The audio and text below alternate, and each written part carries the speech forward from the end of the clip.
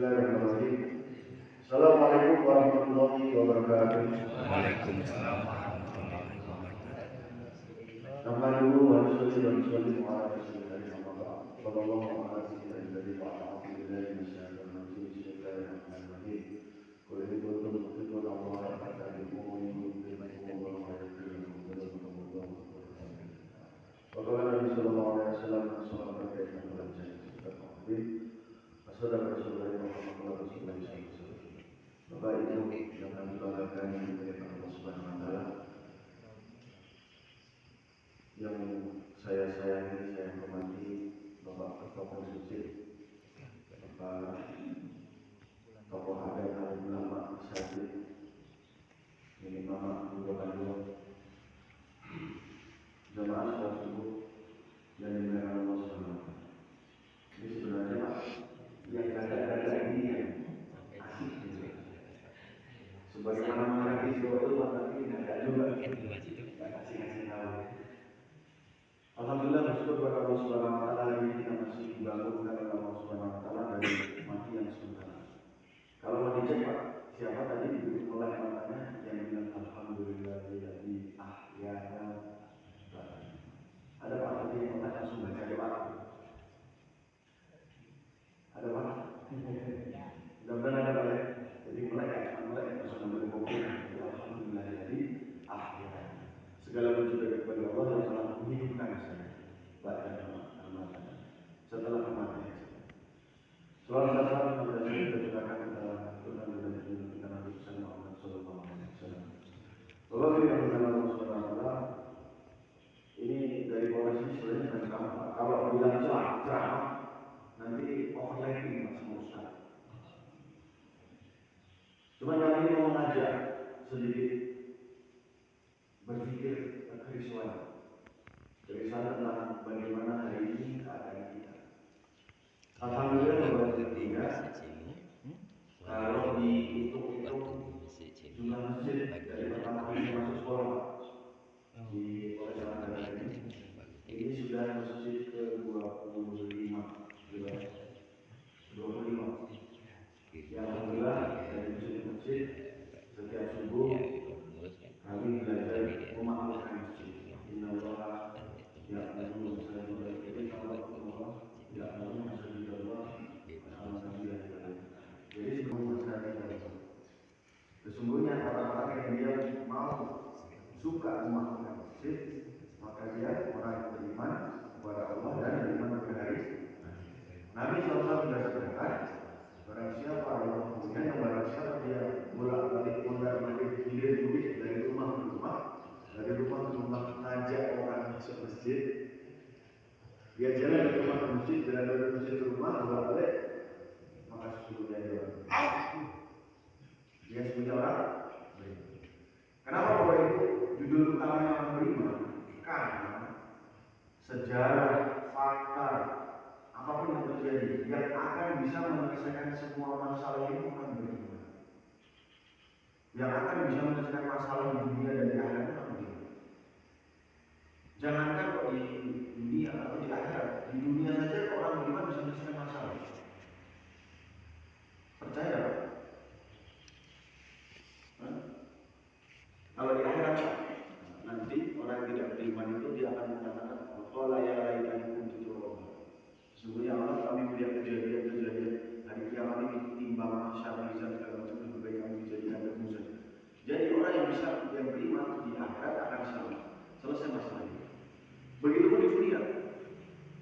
Kata Nabi Bapak Ibu kemudian di dalam satu badan manusia itu ada semua badan. Apabila baik daging itu maka baik seluruhnya. Apabila buruk daging itu maka buruk seluruhnya. Apa namanya daging itu? Hati. Hati tempatnya iman. Hati tempatnya mana? Bukan tempatnya caci. Hati tempatnya dan hati ini punya peluangan yang paling besar. Punya peluangan yang paling besar. Kalau yang namanya pikiran itu kalau kita punya masalah, kalau sudah panas otaknya, tidak bisa mampu lagi dia terima pikiran. Betul Pak ya? Betul. Itu yang sebut kalau sudah tidak muat namanya stres. miring separuh. Nah, itu namanya sudah tidak muat kita. Miring separuh itu namanya. Yang kedua, disebutkan rongga hati, rongga pikiran, rongga perut. Makan lama papai, makan nasi padang, makan sate padang, itu insya Allah 3 piring benar. Betul ya? 3 piring sudah kan? Kalau dipaksakan terus menjadi itu namanya rongga perut. Yang kedua tadi rongga pikiran, otak. Yang ketiga rongga hati. Subhanallah, rongga hati ini adalah tempat singgasananya Allah Subhanahu wa Ta'ala dalam diri seseorang. Apakah Allah bisa terukur? Tidak. Apakah Allah bisa diukur zatnya? Tidak. Tetapi Allah bisa bersemayam di hati-hati orang beriman. Ciptaannya saja Pak, yang namanya malaikat Jibril pernah dikatakan bahwa malaikat Jibril itu bentangan sayapnya Pak dari barat sampai ke timur. Dari barat sampai ke timur. Besarnya seperti apa? Ciptaannya Allah yaitu malaikat Jibril. Bagaimana dengan Allah Subhanahu wa Ta'ala?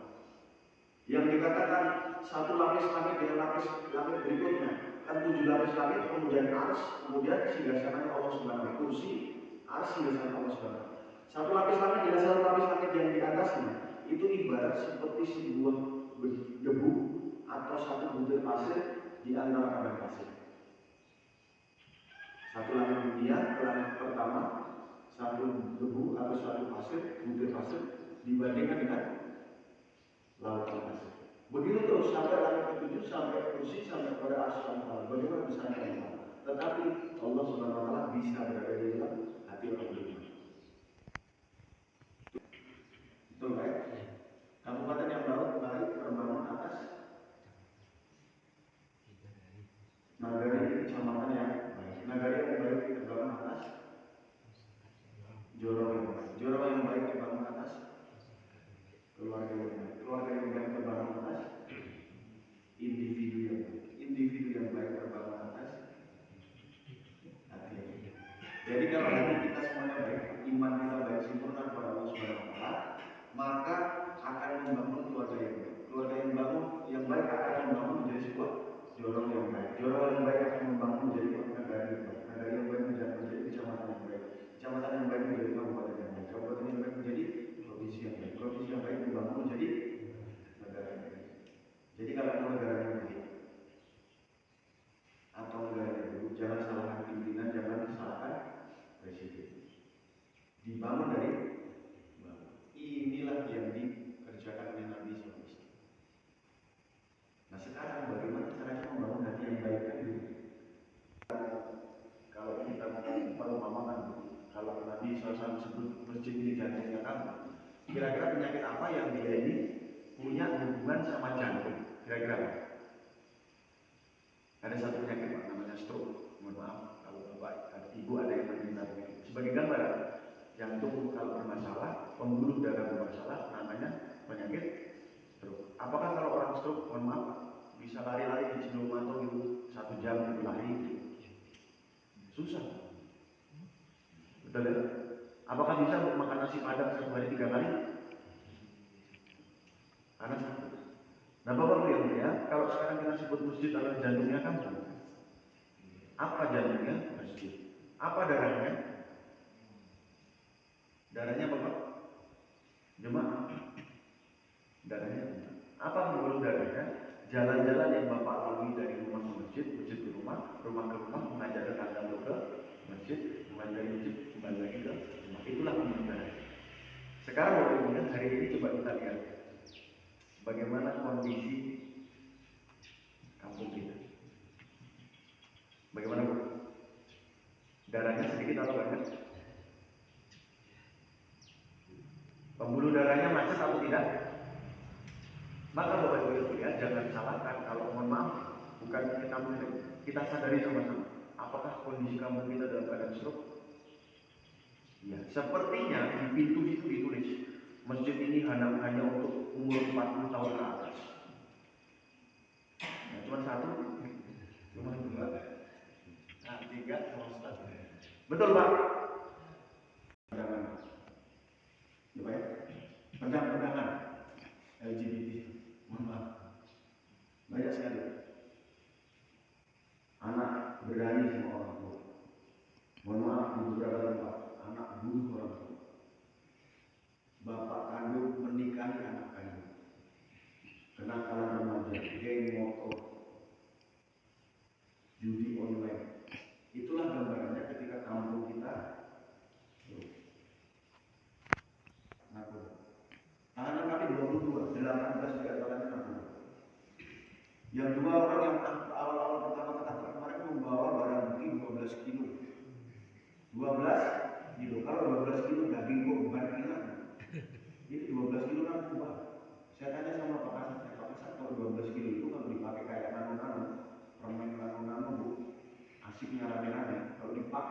kira-kira bisa habis berapa orang?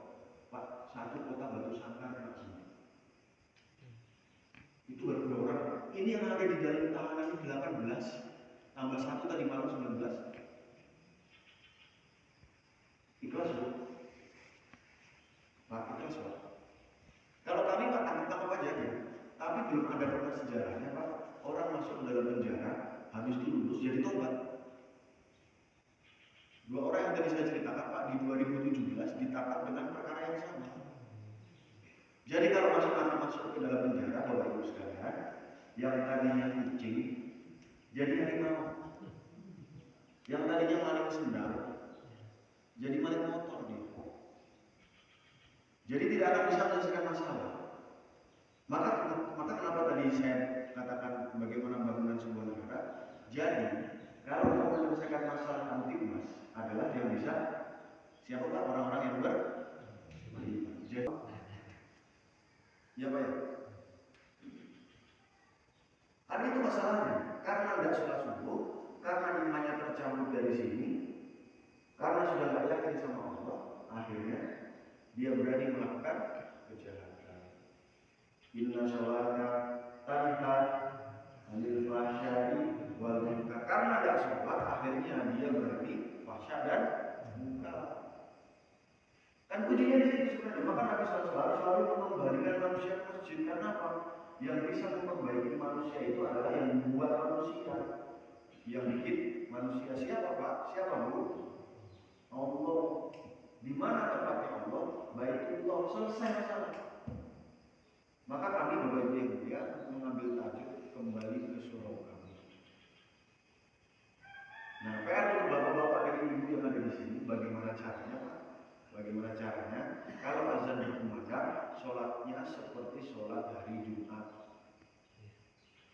Kalau sekiranya Bu, di seluruh tanah datar, semua laki-laki bukan sunnah, semua laki-laki balik, sholat di masjid setiap azan berkumandang, kira-kira apa yang terjadi?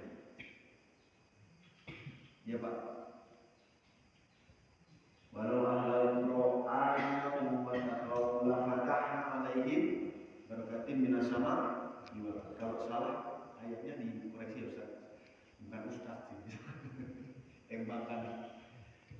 Kalau seandainya penduduk dalam satu negeri, satu kampung, satu kabupaten yang beriman dan bertakwa kepada Allah, maka Allah Ta'ala akan turunkan dari atas keberkahan, akan berikan kepada mereka dari bawah sebutkan keberkahan. Sekarang dibalik, kenapa dari atas hujan menjadi galur, menjadi banjir bandang, menjadi angin puting beliung, yang dari bawah jadi tanah longsor, yang dari bawah jadi tanah remaja, yang dari bawah jadi gempa, yang dari bawah menjadi kriminalitas. Kenapa? Karena syaratnya tadi tidak ada beriman dan bertakwa, maka Allah tidak kasih keberkahan. Jadi syaratnya adalah kembali lagi. Udahlah nggak usah pakai seminar, simposium, diskusi, FGD. Udah ikut kata Allah dan Rasulnya, ketemu masalahnya. Kalau orang beriman kan pasti setuju, apalagi ciri-ciri orang beriman kan begitu.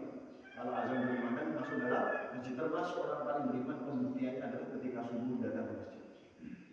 Betul Pak ya? Jadi masalahnya itu aja Pak. Iman dan takwa hilang. Nah sekarang kenapa harus kembali ke masjid? Karena masalahnya itu. Kita harus kembali kepada surau kita, masjid kita. Bu, kalau saya punya motor namanya Honda Vario, rusak dibawa kemana Bu? Iya, bengkel. Gak mungkin sudah bawa Vario. Bengkelnya bengkel apa? Iya, bengkel motor, bukan bengkel mesin jahit. Kan begitu Pak? Bengkelnya bengkel motor. Dan di situ bengkel motor ada banyak. Bengkel motor Yamaha, bengkel motor Piaggio, bengkel motor VR, bengkel motor Honda Ahas. Dibawa kemana Bu? Honda Ahas, karena motor saya Honda Vario. Hondanya pun mekaniknya nggak boleh sembarangan. Mekaniknya ya mekanik metik, nggak boleh manual, nggak nyambung. Itu motor saja treatmentnya harus pas. Apalagi hati manusia, apalagi jiwa manusia, apalagi iman manusia. Siapa yang akan memperbaiki? Allah. Di mana tempatnya? Baitullah. Bukan, bahkan bapak dan ibu tidak bisa memperbaiki anak sendiri, tidak bisa. Tidak bisa. Kita juga tidak bisa memperbaiki tetangga kita. Yang bisa memperbaiki manusia adalah Allah. Bahkan Nabi SAW ditegur Pak. Kamu tidak bisa memberi tahdi man ahbab. Kamu tidak bisa memberi hidayah kepada orang yang kamu cintai. Walakin Allah yahdi man yasha. Sedangkan Allah bisa memberi hidayah kepada siapa yang dia kehendaki. Tapi kuncinya, balik dulu ke masjid. Bahasanya Bapak Ibu yang mulia, lebih baik nakal tapi kelihatan di masjid daripada diam-diam saja nggak pernah kelihatan di masjid. Betul Pak? Lebih baik nakal tapi kelihatan di masjid. Nakal itu jungkir balik di masjid tidak ada masalah. Pukul-pukulan di masjid tidak ada masalah. Tapi itu lebih baik daripada diam-diam nggak pernah kelihatan. Dan saya masih punya keyakinan Pak, kalau penjahat itu kayaknya sih susah di masjid. Nah sekarang PR kita adalah mengembalikan mereka kembali ke surau.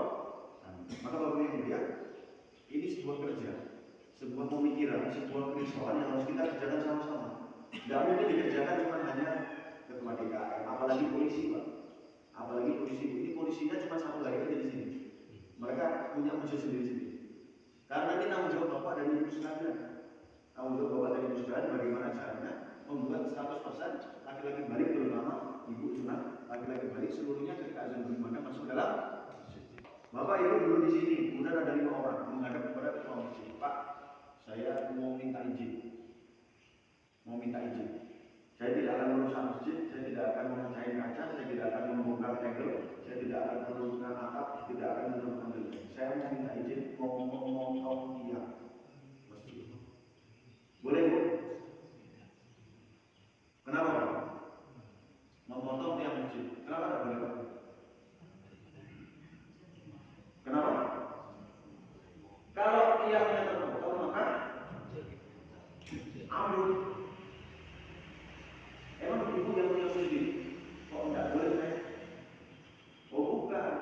Ini memang bukan punya saya, tapi ini milik bersama. Dan ini tanggung jawab saya menjaga masjid. Saya selaku orang beriman, saya akan mempertahankan masjid sebagai rumah ibadah kami, tempat bagi Allah SWT. Betul Bu? Nah sekarang Nabi sudah sampaikan, barang siapa dia sholat, dia menegakkan tiang agama.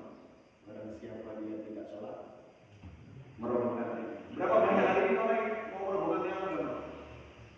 Yang dia tidak sholat, sedangkan bapak dan ibu diam saja. Bapak dan ibu diam saja. Berarti tanggung jawab siapa Pak? Kalau merasa tanggung jawab pada agama, jangan diam saja. Kan begitu. Maka door to door adalah solusi terbaik. Datangi. Kenapa Pak? Contoh, ini bapak semuanya yang belum sholat, bukan nggak sholat, yang belum sholat di masjid. Ini kan melihat masjid ya. Tetapi seperti tidak melihat masjid karena dadakan. Sesungguhnya yang tidak melihat itu bukan mata, tetapi hati. Mendengar azan tidak datang ke masjid. As-sholatu khairun minan naum, mendengar, bahkan corongnya itu kewajiban banyak. Sepertinya mendengar tetapi tidak mendengar, berarti yang menunjukkan yang tidak mendengar itu bukan melihat tetapi hati. Betul ya? Nah sekarang Bapak awas ada kereta api sekali mau lewat. Sedangkan kita tahu di orang bukan apa itu. Bagaimana caranya? Ya. Ya Bu, bagaimana? Kita foto. Awas kereta. Dia buta dan yang ada kalau bapak lakukan itu, ibu lakukan itu bapak ini buta tahu buta sama orang itu di masa dia foto di depan itu. Yang paling betul adalah datangi, pegang tangannya, dielus-elus punggungnya, diangkat pelan-pelan, dipin, jangan ditarik. Dia tidak kenal sama mereka. Kalau ditarik pukul dia, balas dia pukul. Betul ya? Datangi, pegang tangannya, dielus-elus, nggak usah bertemu, diangkat pelan-pelan, badannya diangkat. Itu caranya. Jadi Pak, kalau ada orang yang belum sholat di sini, bagaimana caranya? Datangi dia, bawain gorengan, Pak, ajak duduk bareng-bareng, diurus semuanya, ngobrol, udah azan, ayo ke masjid. Kalau bapak ini pakai ini, bapak-bapak, ibu-ibu, kalau sini jamaah sholat masjid, mari kita ke masjid, akan datang. Betul Pak? Maka door to door itu Ibu aja tahu, jualan panci aja pakai sales. Betul? Jualan panci sekarang pakai sales. Kalau agama nggak pakai sales bagaimana? Maka yang pertama untuk mengembalikan seorang muslim kan jangan. Kira-kira mau nggak? Mau ada jangan betul-betul? Mau nggak? Mau Pak? Kalau nggak mau, nggak akan lari di sini. Sampai akhirnya tahu, bukan zaman dulu. Zaman jahiliyah itu zaman tahu tapi sengaja melakukan keburukan. Nih Pak Bu, ada tembok putih, dicoret-coret sama orang. Kalau ditanya orang ini, dek kamu tahu tak kalau tembok putih ini nggak boleh dicoret-coret? Dia bilang, tahu karena jahil, dicoret-coret itu namanya jahil. Ada anak berdua SD kelas 6 gini anaknya, sampai berdua ini karena kepalanya dikeok-keok gitu. Kalau ditanya, kamu tahu nggak kalau Pak itu dari negara? Dia bilang, tahu karena jahil. Itu namanya jahil. Zaman jahiliyah ya, ada satu Tuhan yang mereka percaya di atas langit. Tuhan yang punya Ka'bah katanya. Tuhan yang punya Ka'bah kata mereka. Ada pahlawan satu di atas langit namanya Allah yang punya Ka'bah ini. Tapi mereka membuat Tuhan-Tuhan mereka mendirikan 360 berhala di sekitar Ka'bah. Setelah mereka tawaf di Ka'bah, mereka mentawafi berhala-berhala mereka. Kalau ditanya mereka tahu ada Tuhan, ada Allah yang satu, tahu. Tapi mereka membuat 360 berhala, mereka tawaf sendiri berhala-berhala. Mereka membunuh anak perempuan mereka, kubur hidup. Tapi kalau ditanya boleh nggak manusia dibunuh, nggak boleh, tahu nggak tahu sebenarnya. Jadi jahiliyah itu tahu tapi sengaja. Zaman jahiliyah di sana ada satu orang, bukan hanya abunya, bukan hanya ustaz, bukan hanya alim, bukan hanya hafiz, bukan hanya ajiman. Ada satu orang yang disebutkan nabi di sana. Disebutkan nabi, tapi nabi belum mendapat perintah dulu. Belum. Umur 40 baru. Apakah Umar waktu itu berubah? Zaman jahiliyah itu berubah? Tidak. Tidak. Tapi begitu nanti mendapatkan perintah wahyu pertama itu oleh sebelum kita lagi sholat, kemudian ayat selanjutnya sampai ayat yang itu, ya ayat sudah hukum ambil dalam masa sabit, berikanlah peringatan kebesaran Allah, maka akhirnya nanti berubah. Mulailah disebut satu-satu dari kabilah dari jemaah haji yang lain dari satu orang yang lain. Apakah umat berubah? Abu Bakar masuk Islam, Abu Ubaidah masuk Islam, Utsman bin Affan masuk Islam, Abu Rahman bin Auf masuk Islam. Jadi kuncinya, kalau di sini ada ustaz, bukan hanya ustaz, kalau ada nabi sekali, tapi nabi yang tidur di masjid, tidak betul, maka umat tidak akan. Fakta yang tidak bisa kita pungkiri, ini fakta saja. Tapi kalau itu benar betul, maka akhirnya umat. Nah sekarang kalau mau membuat kamu kita berdua dari kamu seperti tadi, betul. Jadi kuncinya kalau bapak tadi ke masjid lurus, sekarang harus belok. Nah, belok. Kalau rumahnya di sebelah masjid, putar dulu Pak. Nah, mau sana, mau balik ke rumah sakit, lalu balik lagi masuk ke dalam masjid. Assalamualaikum. Azan, asar, ayo masjid. Balik lagi ke masjid. Assalamualaikum. Azan, asar. Kalau mau masjid, kalau mau masjid. Orang mau ikut tidak ikut, tidak usah dipikirin. Nah sekarang pertanyaan saya, Bapak Ibu sudah lakukan itu belum? Berarti Bapak masih berpikir diri sendiri. Ini yang menjadi masalah. Yang pertama kerja, karena untuk nyawa ketika zaman jahiliyah, nanti kerjakan, maka umat dulu. Memang risikonya yang tadi sih amanah tadi karena yang jadi ini Pak Haji membantu mana lagi masjid terus. Dulu Nabi juga begitu, sidik amanah nanti begitu dor apa yang terjadi? Contoh sidik amanah ambil amanahnya copot diganti majnun gila pendusta agama pemecah umat pengkhianat kepada itu di Pak Haji sudah ada bagaimana itu lagi? Tidak apa-apa, tapi resikonya hasilnya umat berubah. Nanti saya berusaha orang masuk ke sebagai gambaran kondisi Pak. Jam 11 jam 12 mereka masih di kafe, masih undang itu. Gak kuat di rumah lagi. Dan itu merupakan satu faktor faktor untuk pencetus sebuah kejahatan. Kalau sudah megang handphone sampai malam itu dengan narkoba, dengan tidur segala macam, saya bingung. Maka saya tidak tahu tapi datang ke sini untuk bagaimana Bapak dan Ibu risau air itu. Ini loh tanda yang katanya ada biasanya syarat-syarat misalnya kita buat kan gitu Pak. Kita boleh mengatakan sholat itu laki-laki itu di masjid. Kalau sholat laki-laki di rumah namanya laki-laki soleha begitu. Ya Bu, balik lagi asar Pak Haji kalau lapar makannya. Masih kata Pak Haji kalau lapar makannya. Isa kata Pak Haji kalau lapar makannya. Hari yang kedua begitu lagi. Kira-kira Pak Haji lama-lama ngomong sama saya apa Bu? Ngomong apa Pak Haji? Bosan saya buka bapak. Saya udah tahu kalau lapar. Tetapi kalau aqua ibu dan bapak nggak pernah ngomong bosan. Ada iklan yang diputar terus. Pamflet dan video stiker dan segala macam. Betul Bu? Karena orang aqua mengatakan, mohon maaf saya juga bisa karena hanya untuk gambaran berbeda. Karena mau mengatakan Pak, saya mau aqua bukan hanya di sini, tetapi aqua ada di. Ada buktinya sekarang Bu? Ada. Coba kita suruh anak kita pergi ke warung beli air. Dia bilang apa? Udah beli aqua. Padahal dia beli air. Betul? Alias kata orang mengatakan Pak saya mau kalau aqua sudah di sini, duit saya tambah banyak, karyawan saya tambah banyak, pabrik saya tambah banyak. Makanya Pak saya bilang terus. Karena kalau tidak saya iklankan, boleh jadi 5 tahun nggak ada setahun, tapi mulai 10 tahun, mulai 15 tahun, maka yang dari sini tadi tersebut, yang dari sini tercabut, sehingga akhirnya orang sudah tidak ingat dengan betul betul. Saya tanya sekarang dulu, di mana sekarang sabun batangan merek B29? Baru sabun batangan merek B29 di mana?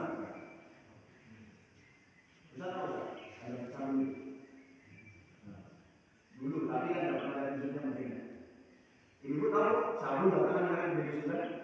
Tahu di mana sekarang? Kenapa tak ada barang? Karena nggak promosi, nggak ada iklan lagi. Ya kan? Nah, sekarang kita geser. Pak, berapa persen satu kabupaten tanah datar laki-laki balik yang nggak tahu kalau nggak sholat itu dosa? Bu, berapa persen laki-laki balik di tanah datar ini yang nggak tahu kalau nggak sholat itu dosa? Nggak tahu kalau nggak sholat itu dosa. Berapa persen? Hah? Berapa Pak? Jawabannya mendekati 0%. Karena laki-laki mau sekalipun. Pertanyaannya, sudah tahu semua itu kalau nggak sholat itu dapat dosa, tapi kenapa masih nggak sholat?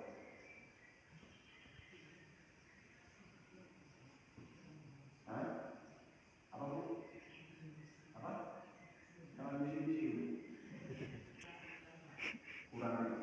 Alias kata yang di masjid yang penting saya sholat, istri saya sholat, anak saya sholat, keluarga sholat. Orang lain Pak nggak sholat urusan dia.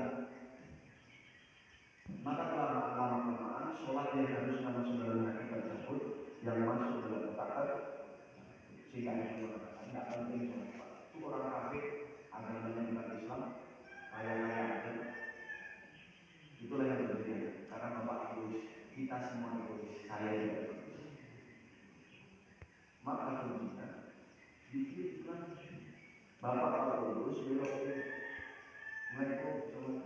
Kalau semua orang mengatakan begitu, apa yang terjadi Pak? Maka seluruhnya orang bisa masuk neraka. Yang pertama kerjakan, yang kedua istiqomah, berulang-ulang. Jangan cuma satu kali, berulang-ulang istiqomah. Sehingga orang mengatakan sholat penting, sholat bisa mencegah perbuatan kejimukan. Kalau ada apa-apa dengan sholat tidak selesai masalah, akan masuk ke dalam otak, kemudian akan masuk dalam hati.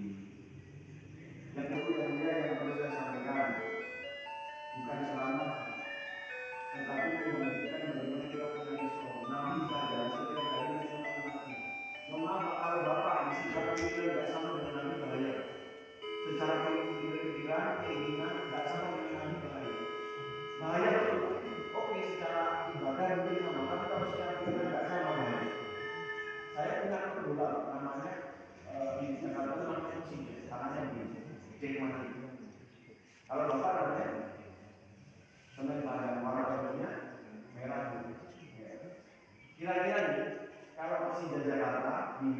mana Pandemi sama Semen Padang.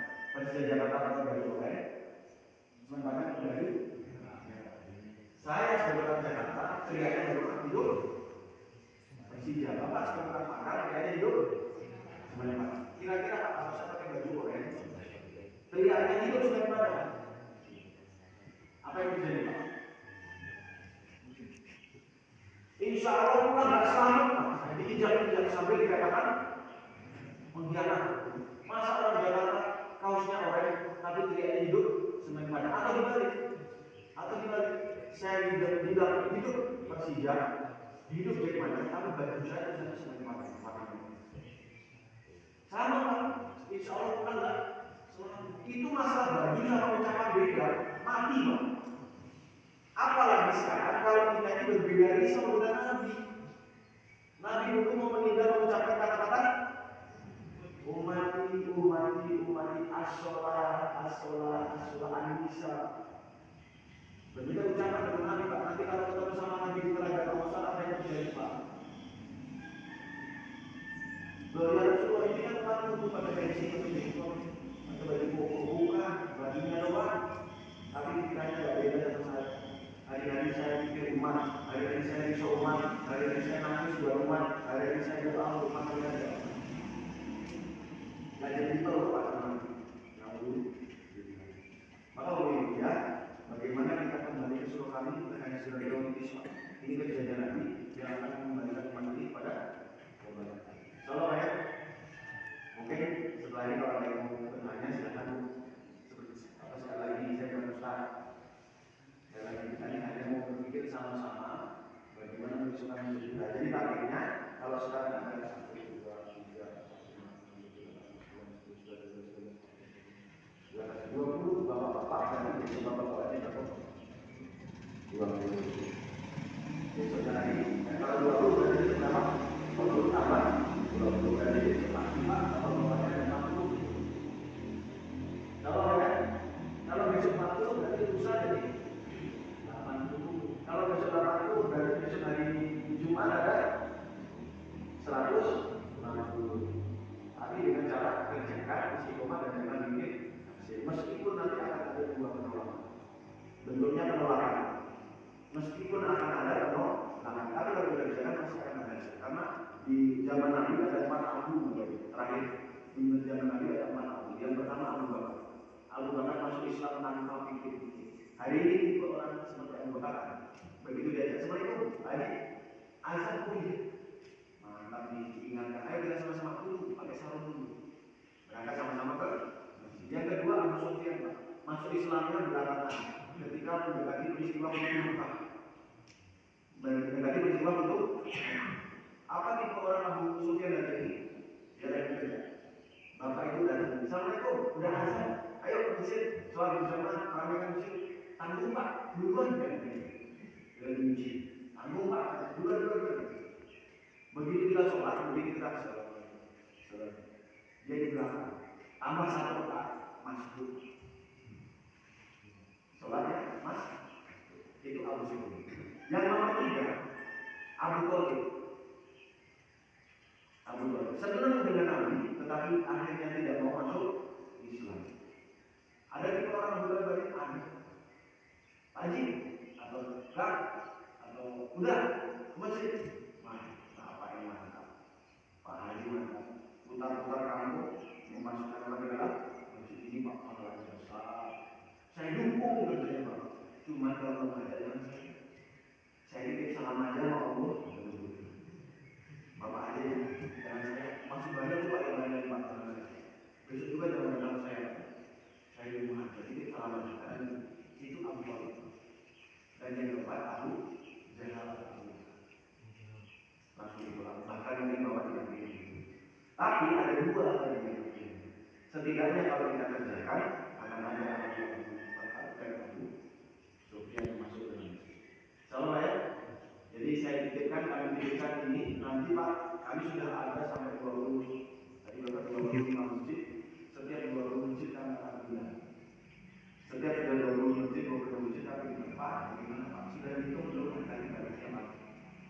Yang kedua sudah berapa persen yang didatangi? Nanti akan Pak. Karena ini kerja yang harus kita kerjakan.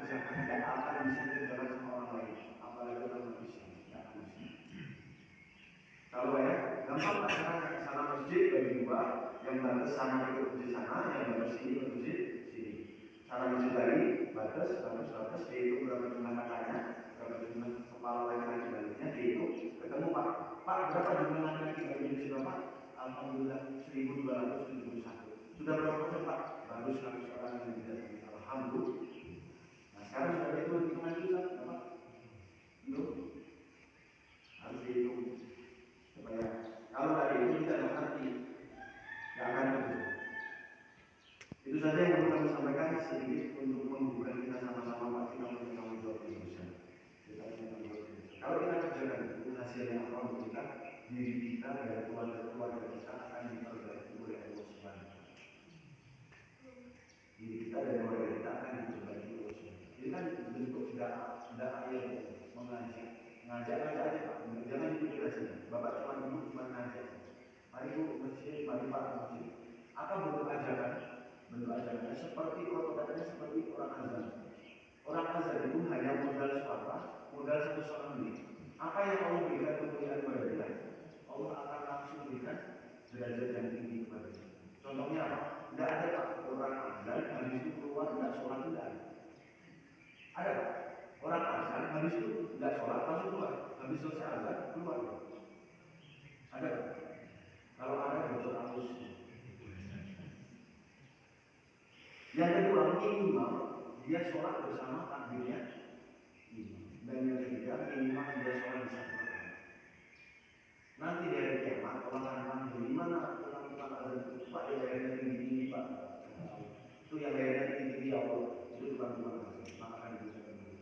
Sejauh mana suara dia sampai ke setiap batu, daun, benda-benda mati, maka seluruh benda itu akan memberikan syafaat dan memintakan ampun kepada Allah Subhanahu wa Ta'ala terhadap orang yang memandangnya.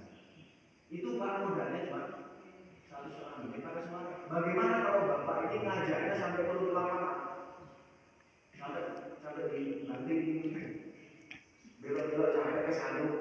Bagaimana kita paham? Itulah yang dikerjakan. Sehingga ada satu orang mengatakan kalau seandainya dulu nanti pakai sendal dan sendalnya dipakai cek warna merah, maka seluruh Mekah ini seluruhnya berwarna merah.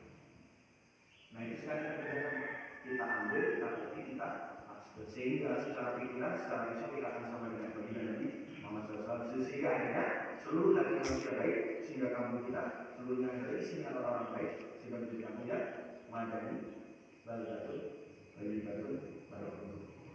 Itu saja mungkin saya. Atas kurangnya saya mohon maaf. Benar-benar datang dari Allah Subhanahu wa Ta'ala. Kalau ada yang bertanya silakan bertanya. Tapi jangan tanya saya sudah menikah atau belum ya. Karena saya baru 1 bulan di sini. Dan saya mengajak juga Pak keluarga saya. Jadi nanti Pak kalau ada polisi misalnya Polres Tanah Datar azan itu mati di masuk masjid pukul Pak. Ada pertanyaan Bu Pak? Ya. Ya.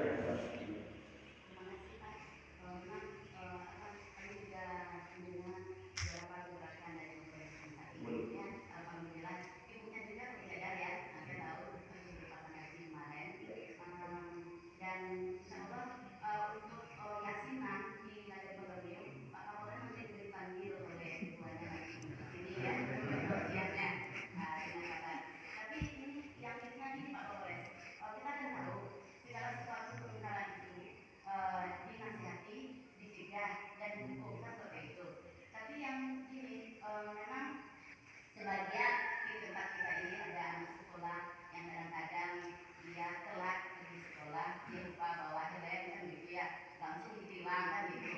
Kemudian ada juga orang suruh nyerang bukan tidak semua polisi, tapi polisi nakal kan gitu. Ditambah juga saya mengambil asuran nangis nih anak. Kenapa? Ya mungkin dia telat, kemudian lupa bawa helm. Termasuk saya sendiri pernah juga karena buru-buru bekerja, terus melihat polisi. Kenapa polisi lihat ya? Perasaan kita kan pakai jilbab ya, rasa-rasanya itu udah di atas kepala. Kenapa itu sih? Kemudian Bu, saya memang astagfirullahaladzim Pak polisi, lupa saya kan gitu. Kita juga polisinya, maksudnya iya Bu, tadi kenapa? Iya saya lupa, tadi maksudnya bukan dibuat kan gitu.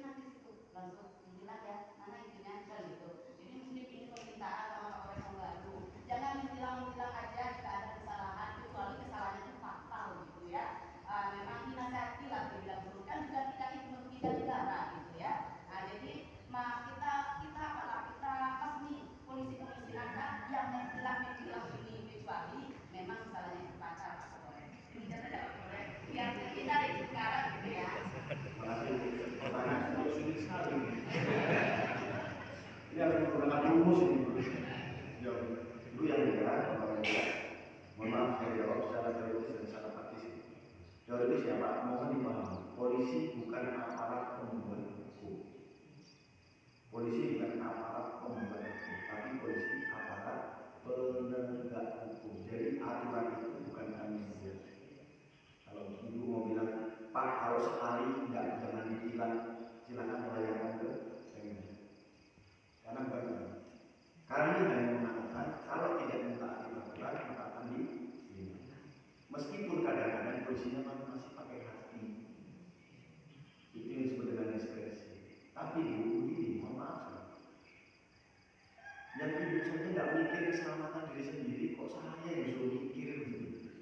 Kemarin Pak, mohon maaf nih, pelajar sepele tidak pakai helm, tapi karena yang dari arah sana yang kencang, pelajarnya juga kencang, mohon maaf, akhirnya meninggal. Dan kami sendiri kemarin pas kebetulan saya berdiri di situ, ada pelajarnya kemudian patah tulang.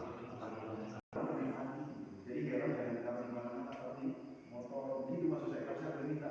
Karena saya hanya bisa mengatakan, oke, kami ini hanya menjelaskan amanah undang-undang yang nampak di mata. Dan kita kan juga nggak bisa membedakan Pak, mana yang pelanggar sekali, mana yang pelanggar berkali-kali. Kan nggak bisa bedakan. Kalau ketemu dengan tahu kan, akhirnya bermain perasaan. Padahal apa amanah yang mengatakan ditulis di situ, kalau tidak pakai helm maka semua bentuk pelanggaran. Bahkan mohon Buya dan Gus Zulkarnain mengatakan, kalau seandainya peraturan dibuat oleh satu institusi yang resmi diangkat oleh negara, maka peraturan itu menjadi hukum yang sah. Jadi ketika dia melanggar, maka hukumannya dosa. Jadi mohon maaf, kalau dengan saya copy paste apa yang diucapkan oleh Gus Zulkarnain, melanggar lampu lalu lintas itu dosa. Melanggar lampu merah dosa kata Gus Zulkarnain. Karena apabila dia melakukan dosa, orang meninggal. Sudah banyak kejadian. Dan sekarang itulah sebenarnya yang harus kita kerjakan.